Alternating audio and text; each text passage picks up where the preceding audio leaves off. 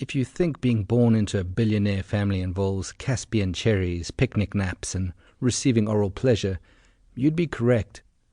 But it's also fraught with hard work, paranoia, endless travel, and a lot more things I can't even think of right now. Why did you write this, Lucian? You ask. Good question, but call me Dunlop.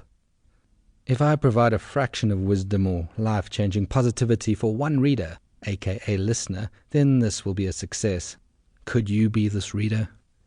That depends on whether you're willing to take me by my manicured hand. Loosen your grip a little. This isn't factory work. Now, let's learn. There is the story of a person who looks back on their life, represented by a beach. The dead person looks backwards, notices 2 sets of footprints in the sand, and asks God, "Hey, 2 sets of footprints. Whose are the second pair?" And God says, "Those are mine." The person is happy until he spots only 1 set of footprints. When times were tough, the person says, "God, why only 1 set of footprints when my life was hard? Oh, wait, I get it. It's because you were carrying me during those times. Am I right?"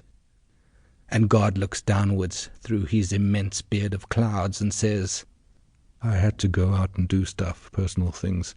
It's not like you were the only person on the beach." That's my favorite religious allegory.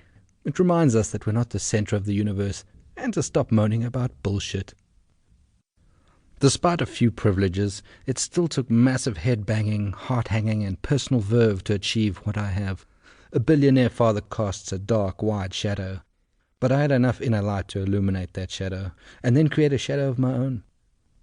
After Grampy's death, oil tanker explosion, some other time, father took on the role of uncompromising patriarch. No time for family shenanigans. Life became about advancing the Fantasia empire. Family time was kept to a minimum. It didn't help when mother chose to cope with those hallucinogens. I knew life would change when I started school, a few days after Grampy's funeral. Father had made me write out my last will and testament. "Nobody lives forever, boyo," he said. "Just your initials on each page." He sat in a kid-sized corner chair, nodding intensely, looking like someone who'd declared a war on a neighboring country. I may have cried a little, mostly because I hadn't learned to write yet, and had no idea what a will and testament was. A videographer was hired to take my statement. "My family can have all my stuff," I said, "once I've gone to heaven." "Jim Fantasia," father corrected. "Jim Fantasia can have my stuff," I said, with wide eyes. Takeaway. Contracts only favor the wealthier party. If you get into a legal bind, don't worry.